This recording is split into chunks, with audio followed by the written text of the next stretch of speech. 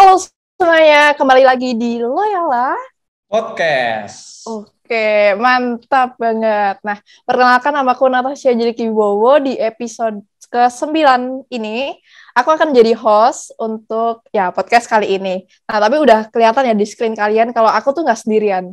Di sebelahku ada cowok, ya itu terkenal banget ya, kayaknya udah terkenal banget, tapi mungkin kita perlu perkenalan dulu. Mungkin boleh perkenalan, silahkan. Baik teman-teman KBKL, teman-teman KKL, dan juga semua yang hadir menonton video ini. Perkenalkan, saya Pater Jupri, biasa dipanggil Jupri, bisa juga dipanggil Pater. Lalu Pater tugas di Loyola sebagai pamong. Oke. Seperti itu, lalu baru masuk Loyola Januari tahun ini 2021.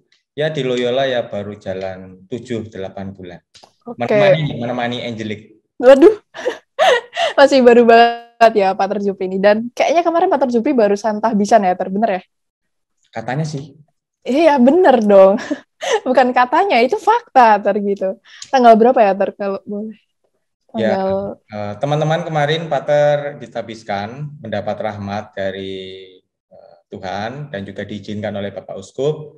Lalu kemarin 19 Agustus 2021, Pater diizinkan untuk menerima sakramen tabisan, ditabiskan menjadi imam bersama 7 Romo Yesuit, Pater Yesuit lain, dan juga mereka tugasnya di berbagai tempat, ada yang di Cisarua, ada yang di Jakarta, bahkan juga ada yang di Kalimantan sebagai misionaris. Begitu, Angelique. Oke, siap. Nah, ini teman-teman, jadi Pak Terjupri ini tuh salah satu Jesuit yang famous banget, ya nggak? Bener ya? Bener ya teman-teman ya? Bener. Percaya aku. Oke, Pak Terjupri ini famous banget dan relasinya tuh luas banget gitu. Nah, aku mau tanya nih ke Pak Terjupri. Gimana sih kayak kok bisa gitu? Kok relasinya bisa luas banget gitu? Awalnya kayak gimana Mungkin dimulai dari waktu kuliah atau waktu SMA atau gimana Mungkin bisa diceritain singkat aja gitu. Oh iya, terkait dengan relasi sebenarnya bukan famous ya teman-teman. Ini diralat ya. Oke. Ya karena Pater pergi ke beberapa tempat ya. Jadi Pater SD SMP di Kalimantan, lalu masuk seminari menengah itu di Blitar, Jawa Timur, lalu kemudian masuk Girisonta 2009, lalu ke Jakarta, lanjut kuliah itu 2011, lalu masuk Toker di Kolese Gonzaga Jakarta, lalu teologi di Jogja, kemudian ditabiskan dan sekarang tugas di Loyola. Nah, maka ya di berbagai tempat itu ya pasti akan ketemu banyak orang, lalu juga akan berelasi dengan banyak orang. Nah, bagi Pater, relasi itu terkait dengan perjumpaan ya, entah itu fisik, entah itu online, kan sekarang kan perjumpaan online. Nah, bagi Pater relasi pertama-tama adalah soal perjumpaan. Soal fisik atau offline atau online itu urusan kedua, tapi pertama-tama relasi adalah terkait dengan perjumpaan. Begitu sih, Lip. Oke, siap. Jadi semakin banyak berjumpa orang, bisa jadi relasi kita semakin luas. Oke, gitu. Kayaknya ini kalau kita cuma ngobrol berdua tuh kurang asik gitu. Mungkin kita bisa bahas sama dua teman kita ya dari KKL gitu. Kita akan membahas lebih lanjut nih tentang relasi, terkhusus tentang relasi KKL gitu di masa pandemi ini mungkin. Boleh, setuju. Pamong mengizinkan. Oke, siap, Pater Pamong. Kita langsung aja panggil. Nih, udah ada Abel sama Dion ya. Mungkin dari Abel dulu boleh perkenalan, habis itu disambung sama Dion. Oke, Tabe, halo teman-teman semuanya, halo juga Pater, perkenalkan, nama aku Mariana Abel Nugroho, bisa dipanggil Abel dari kelas 11H.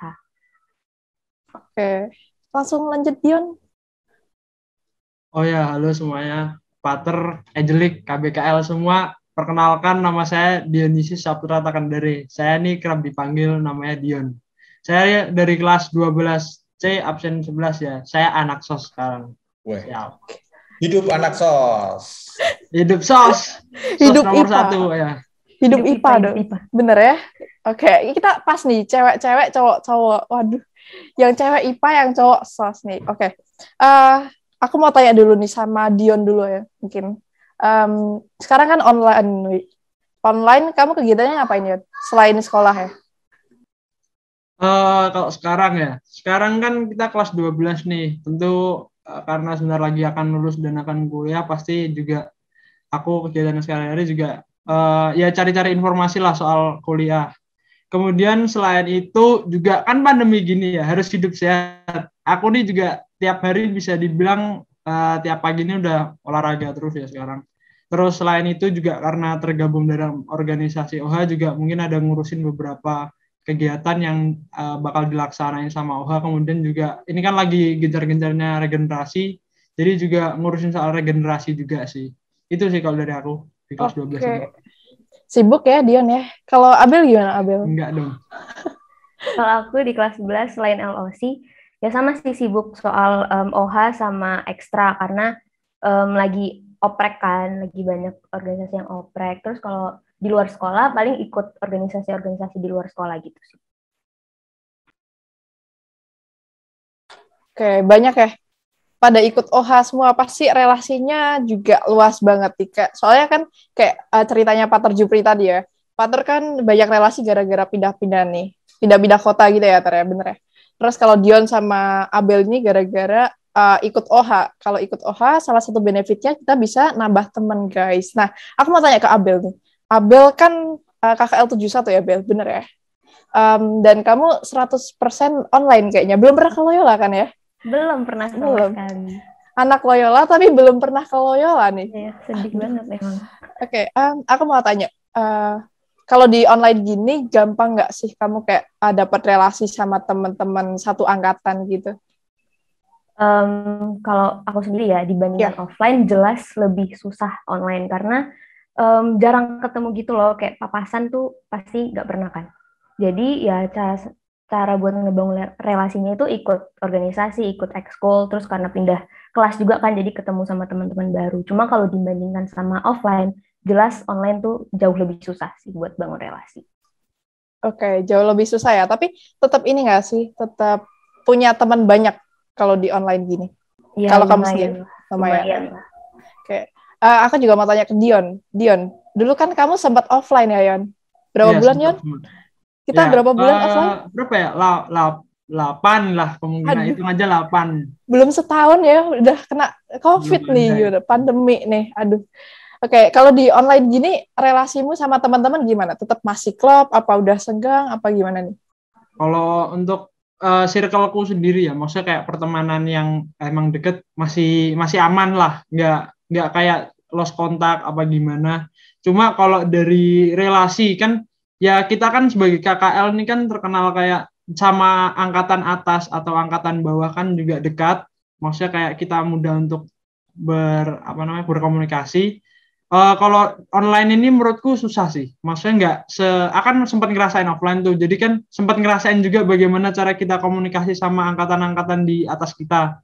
Bahkan sama KKL pun kita bisa deket dengan cara mungkin dengan nongkrong bersama gitu kan sama KKL lainnya. Nah, jadi kalau untuk online ini ya relasinya agak sedikit menurun tetapi nggak untuk sepenuhnya. Jadi kan kalau aku di kelas 12 ini kan berarti udah ngelewatin kelas 11 juga. Untuk pertemanan di kelas pun juga karena udah sempat ketemu beberapa orang jadi nggak terlalu sulit lah untuk membaur. Cuma online gini yang aku susahin kalau mau kenalan mungkin sama adik kelas apa sama kakak-kakak kelas jadi kayak takut ada unsur SKSD gitulah. Oke, setuju sih sama Dion. Aku juga kayak kalau di online ini aku ngerasa jujur aja nih. Aku di online itu ngerasa kayak pertemananku tuh agak kurang gitu. Karena aku kan anak luar kota juga nih ya. Kalau anak Semarang mungkin masih bisa ngumpul gitu. Kalau anak luar kota gimana, Bung, kumpulnya? Aku kayak terpisah gitu sama teman-temanku. Tapi untungnya aku join di KKL, jadi aku masih bisa ketemu teman-teman. Gitu sih. Pater Jupri kayaknya mau ngomong nih dari tadi, sudah menahan. Iya. Kalau Pater ngelihat Angelique, itu Pater paham, teman-teman. Karena Angelique ini kan anak basket nih ya. Wah, anak basket, masa pandemi, nggak ada pertandingan, nggak ada yang teriak, halo Angelique, yeay, gitu. Nah, jadi wajar gitu. Nah, teman-teman, terkait dengan ini, soal perubahannya dari online ke offline. Yang biasanya Angelic ini ditepuk tangani, wah ngiring bola kan, bawa bola basket, dribble, lalu masukin, lalu dipuja-puja. Nah, teman-teman, kalau dari Abel atau Dion, apa sih yang kalian syukuri dari pengalaman online? Kalau Dion dulu, Dion, apa yang kamu syukuri ya? Terlepas Online itu ya. kekurangannya banyak, apa sih yang kamu syukuri di online terkait dengan relasi? Kalau online nih aku lebih belajar tentang cara berkomunikasi sih, Ter. Kan kalau online nih modelannya kan cuma ibaratnya voice lah ya, Ter. Kita nggak tahu gerak tubuh orang. Kan kadang apa yang kita ucapin sama apa yang orang mau ungkapin ini sebenarnya kan beda kan kadang. Nah, jadi dari online ini aku jadi kayak lebih apa ya, kayak lebih komunikasinya nih lebih jadi ada keuntungannya lah kayak gitu, Ter. Jadi kayak cara-cara berkomunikasi nih tahu oh bagaimana kita komunikasi mungkin sama yang lebih tua, bagaimana kita kan beda kalau kita ngungkapinnya secara langsung sama kayak kita lewat online gini. Kadang kita niatnya bercanda tapi guru nangkepnya kayak serius. Kalau enggak teman-teman yang lain kayak gitu, Ter. Aku sih itu. Oke, kalau Abel, Bel, kamu kan nggak ngalami nih. Katanya belum pernah ke Loyola sama sekali. 1 tahun hampir ini berarti 1 tahun lebih 3 bulan ya. Nah, gimana kamu membangun relasi komunikasi dengan teman-teman? Jujur susah sih, tapi kan aku juga dari luar kota nih, dan waktu masuk Loyola tuh nggak kenal sama siapa-siapa. Jadi yang aku lakuin adalah gimana caranya supaya orang itu bisa kenal aku gitu. Jadi kalau aku sendiri itu ya udah lang, biarin aja orang ngira SKSD atau apa, yang penting aku dapat teman dulu gitu. Kalau misalnya mereka nanti ujung-ujungnya nggak suka, oh ya udah berarti emang nggak sefrekuensi gitu. Tapi buktinya dengan aku berusaha untuk misalnya aktif, berusaha untuk kamu namanya siapa, untuk sekedar berani kayak gitu aja tuh ternyata bawa dampak baik ke aku. Dan sekarang juga ada beberapa teman deket yang padahal belum pernah ketemu gitu, tapi udah bisa ngobrol, udah bisa cerita satu sama lain di luar konteks sekolah. Terus keuntungan yang aku dapat di online ini juga kan waktunya semakin banyak yang kosong ya, karena kita nggak bolak-balik sekolah atau gimana segala macam gitu. Jadi banyak waktu yang bisa aku pakai untuk explore banyak hal gitu. Aku ikut organisasi atau ikut kayak webinar-webinar kan sekarang banyak banget kan. Jadi biasanya waktu-waktu kosongnya itu aku pakai buat nambah ilmu baru sih. Tuh. Nah, terkait dengan relasi teman-teman. Dion, kamu kan di KBKL sudah dikenal ya. Wah, ini Dion always ganteng ya. Juga ini ya tampangnya juga keren ini. Nah, Dion, bagaimana sih kamu memaintain sebuah relasi? Khususnya memang dalam konteks KBKL ya. Entah dengan KKL, entah kakak kelas, adik kelas, atau dengan adik kelasnya lagi yang kelas 10 gitu. Gimana caramu memaintain sebuah relasi? Dalam arti relasi circle berarti ya, circle pertemanan ya. Kalau aku sendiri ini kan aku tipikal orang tuh yang sebenarnya gampang ya, Ter. Kalau misalnya kamu mau kenalan sama aku, apa mungkin bisa komunikasi sama aku nih, sebenarnya gampang aja kalau sama aku, Ter. Kayak orangnya tuh ibaratnya easy going lah gitu. Lah, terus kalau kayak cara-cara aku ya, Ter. Contoh aku yang ingin memulai, aku tuh orangnya tipikal yang apa ya, gampang buat orang ketawa lah ibaratnya, Ter. Nah, dari situ aku biasanya tuh kayak apa ya, mungkin dari situ nanti bisa jadi lebih akrab gitu, terjadi kayak dengan caraku tersebut aku bisa buat orang nih jadi tertarik mungkin untuk kenalan sama aku, tapi itu secara tidak langsung. Nah, jadi kayak dengan aku gampang ngibur orang, nah nanti mungkin mereka jadi kayak oh ngerti aku nih orangnya kayak gimana. Terus kayak aku juga nggak tipikal orang yang kalau temenan oh harus sama ini harus sama ini, cuma kayak kalau kamu emang pengen temenan ya udah temen aja nggak apa-apa, mau komunikasi gimana juga nggak apa, curhat bahkan juga nggak apa-apa kok. Ntar nanti bisa PC Instagram aku ada nanti. Oke, Dion, Pater kan ini orang baru ini kan ya di Loyola, dan Pater dengar sih, De Brito itu kan kekasannya kebebasan, wah kan ya. Gonzaga apa, CC apa, Loyola apa, kekeluargaan. Nah, kekeluargaan. Nah, Pater mau tanya ke Abel, Bel, kamu kan katanya tadi belum pernah ketemu ya sama orang, sama teman kelasmu.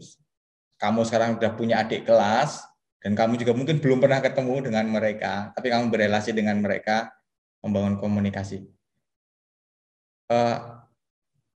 Pertanyaan Pater, ada nggak pengalaman spesial, kamu nggak pernah ketemu orang, tetapi ternyata kamu bisa membangun relasi yang intim, relasi yang dekat gitu, sama seseorang? Pernah nggak? Nggak pernah ketemu gitu selama masa online ini? Kalau selama masa online, terus membangun relasi intim dengan beberapa orang itu ada, kayak sahabatku sama sekarang ada juga pasanganku, puji Tuhan ada pawang gitu. Ya ya bisa gitu, maksudnya mau online gini ya tetap bisa gitu. Terus kalau misalnya tadi ngomongin soal kekeluargaan ya, aku juga masih bisa ngerasain ikatan kekeluargaannya Loyola. Jadi dulu tuh waktu pas aku kelas 10, ada beberapa temanku misalnya sakit atau berduka, itu satu kelas tuh benar-benar ngasih support, dukungan, dan bahkan bikin video ucapan gitu buat nyemangatin temanku ini. Terus kayak kemarin misalnya ada aku ngontak adik kelas gitu kan buat open recruitment, terus dia bilang kayak makasih kak, terus aku bilang oh nggak usah manggil kak, panggil Abel aja gitu, supaya mereka tetap ngerasa oh online gini kekeluargaan tuh tetap ada gitu, rasa yang katanya Loyola itu nggak ada senioritas gitu, itu tuh tetap kerasa. Aku sih berusaha untuk ngelakuin itu. Angeli kayaknya nih sudah muntuk-muntuk nih mau berbicara. Iya, aku mau tanya lebih ke Dion sih, Dion, tadi kan kamu berbicara banyak tentang circle-mu gitu ya. Pernah nggak sih kalau di dalam circle-mu tuh kamu kayak ngerasa nggak enak gitu? Atau kamu ngerasa kayak, kok kayaknya ada yang salah gitu dari circle-ku? Soalnya kayak circle-ku bahasnya kok begini terus atau gimana? Atau kamu biasa aja sama circle-mu gitu sekarang di masa pandemi? Kalau untuk circle-ku ya, circle-ku kan ya yang teman-teman kenal ya, mungkin kayak Valen, Gary, Pavel, Yosia gitu-gitu, Ian. Kalau untuk sampai sekarang nih nggak ada sih, nggak ada kalau sama mereka. Cuma emang ada sama beberapa teman yang mungkin ngerasanya kayak gitu. Maksudnya kayak nggak apa ya, ibaratnya nggak sefrekuensi lah. Kalau adanya ada, cuma kalau sama circle yang sekarang nggak ada. Cuma sama temen, ada beberapa temen yang aku ngerasa kayak gitu. Cuma emang aku tipikal orang yang nggak mungkin kayak gitu tak ungkapin di depan gitu. Jadi kayak oh ya udah cukup tahu. Jadi akunya yang kayak akunnya aja lah yang ngalah daripada nanti jadi hubungannya jadi kayak gimana gitu sih. Oke, tapi kamu tetap temenan dong sama yang nggak sefrekuensi. Masa kamu nggak temenan gitu? Tetap kan ya? Tetap temenan. Soalnya apa ya, ibaratnya daripada kan ibaratnya nongkrong-nongkrong terus, maksudnya kalau nanti offline nongkrong-nongkrong terus gitu kan. Nah, kita kayak biar nggak salah gitulah. Jadi kayak ya udah nerima, cuma ya berarti kita harus tahu batasan dari diri kita. Kita kalau kita udah tahu orangnya kayak gini, jadi kita harus bisa tahu batasan yang bakal kita kasih ke orang itu. Jangan kayak semua orang kamu anggap sama kayak gitu sih. Oke, sekarang aku tanya ke Abel nih ya. Selama online ini berarti kamu di rumah terus ini ya, belum pernah ketemu orangnya meskipun kamu udah kenal secara online gitu. Pernah nggak sih kayak di online ini kayak ngalamin apa ya, kayak komunikasi yang nggak enak gitu sama relasi sama temen gitu? Pernah nggak? Mungkin dari teman kelas dulu lah atau seangkatan gitu. Kalau aku sendiri ya jelas pernah gitu kan, karena kadang tuh kita kurang paham gitu kalau ngomongnya nggak langsung eye to eye gitu. Jadi ya bener pasti pernah gitu, kayak konflik atau berantem gitu pasti pernah sih, dan nggak cuma sama teman sekelas, sama teman angkatan, sama zaman teman SMP pun juga ya tetap ada tuh berantem yang kayak gitu. Cuma ya karena kita sama-sama paham kan ini kondisinya online gitu, emang susah buat komunikasi, jadi untungnya aku ataupun teman-temanku itu kita saling gimana nih ngusahain supaya komunikasinya nggak hancur. Oke, kalau buat kamu nih, lebih banyak konflik kalau online gini atau offline? Kalau offline gitu kan kita harusnya lebih sering ini ya, kayak ejek-ejekan atau apa, atau lebih banyak konflik di online kayak gini, gara-gara salah paham atau gimana? Kalau dari Abel, gimana? Sama teman-temannya sekarang? Kayaknya sama aja deh. Sama aja ya? Tapi beda aja gitu loh bentuknya. Oke. Kalau online gimana bentuknya emang?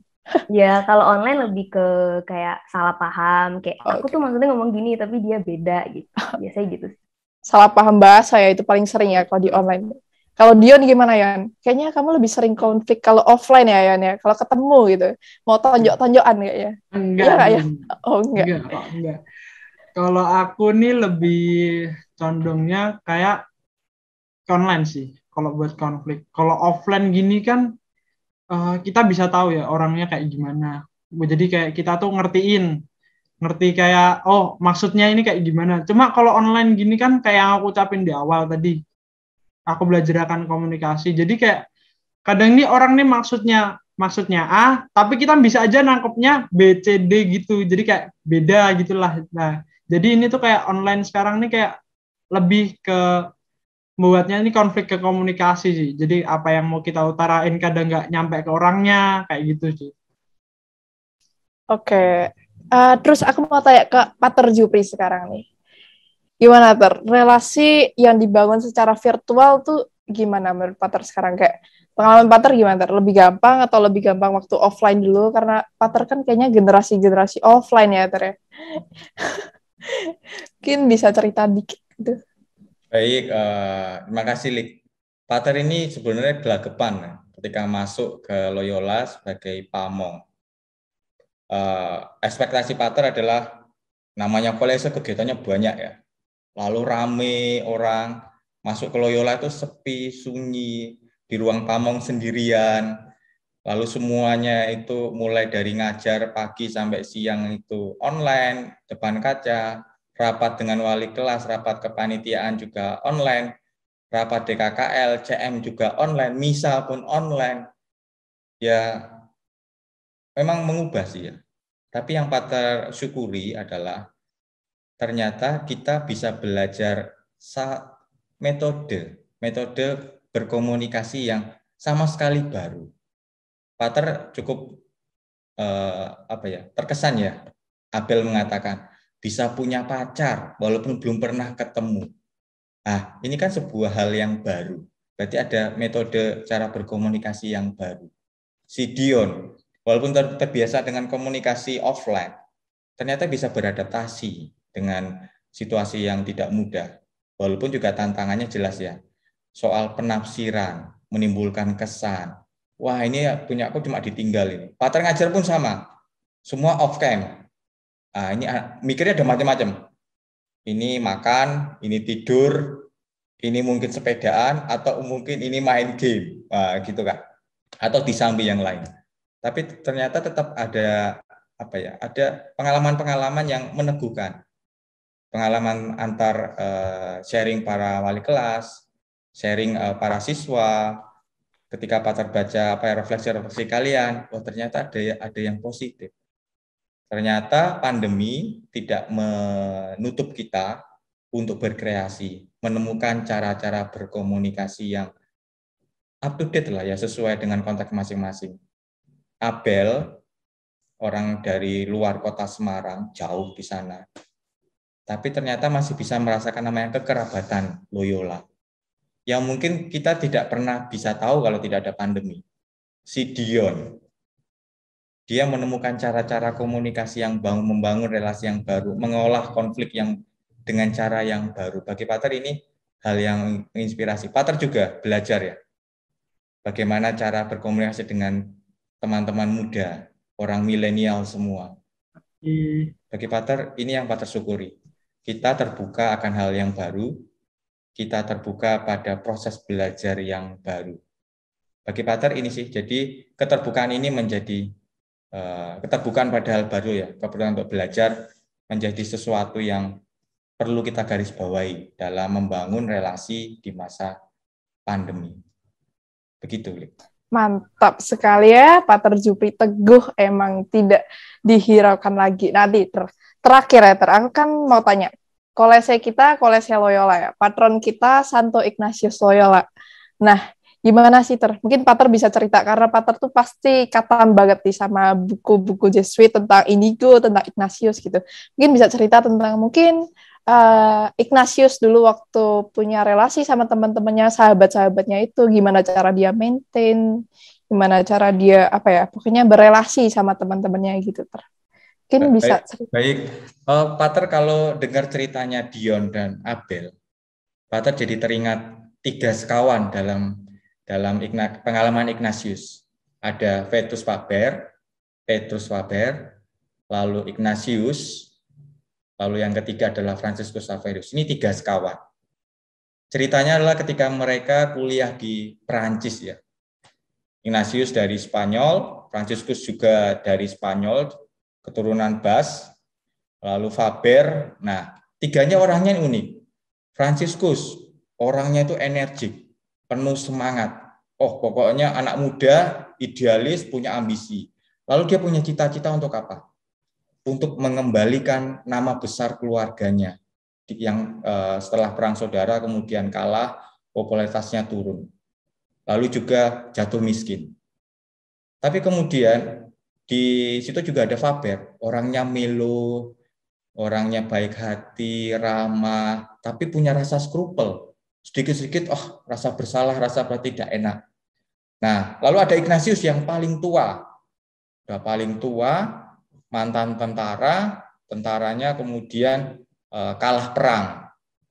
Nah, yang menarik adalah 3 orang ini pernah satu kos bersama waktu kuliah di Perancis. Dan menjadi pembimbing rohaninya Petrus Faber. Mengolah rasa bersalah, rasa skrupelnya sampai Faber itu menjadi pembimbing rohani yang baik. Lalu Ignatius juga bisa tidak hanya berhadapan dengan orang mil, tapi berhadapan dengan orang penuh ambisi.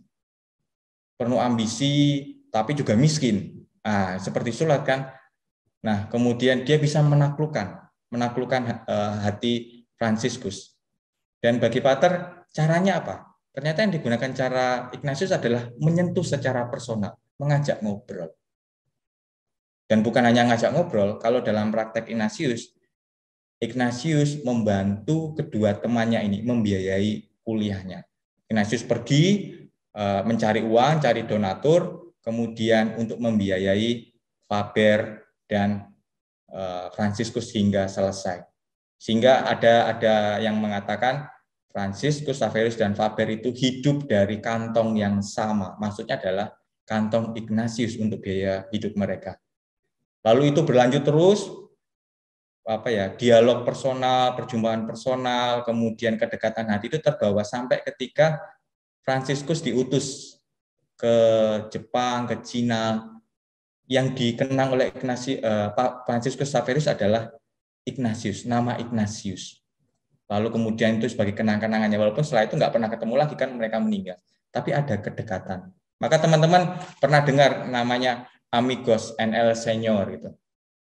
Itu kan sebuah frase bahwa ini terkait dengan persahabatan, sahabatku dalam Tuhan, Amigos NL Senior. Kalau dalam konteks Loyola berarti kita keluarga. Amigos NL Senior, sahabat-sahabatku dalam Tuhan. Di mana konteks Loyola. Maka satu hal yang menarik bagi Pater adalah keterbukaan, menerima orang lain, lalu berani untuk berelasi, dan akhirnya yang ketiga ya kita berbagi seperti Ignatius. Kedua sahabatnya kesulitan keuangan ya, dia mencari donatur, lalu sama-sama berjuang. Jadi itu saja, Angelique. Oke, itu saja tapi banyak ya teman-teman, dan itu tuh lengkap banget. Nah, ternyata waktu kita udah habis nih, udah mungkin hampir overtime gitu ya. Mungkin sekian aja untuk episode ke-9 Loyola Podcast. Dan di podcast kali ini kita dapat yang penting tuh kalau mau relasi tuh ada keterbukaan gitu ya, karena kita di Loyola tuh semuanya keluarga guys. Jadi harus terbuka, harus mau berelasi biar dapat teman banyak gitu. Dari aku dan dari teman-teman semua yang ada di sini 4 orang. Thank you banget buat Pater Jupri, Mas Dion ganteng, dan Mbak Abel yang cakep banget. Buat penonton jangan lupa saksikan terus Loyola Podcast episode berikutnya. Terima kasih sudah menonton dan jangan lupa like dan subscribe. Terima kasih. Bye-bye. Terima kasih. Dadah. Terima kasih telah menonton podcast ini. Ad Maerem Dei Gloriam.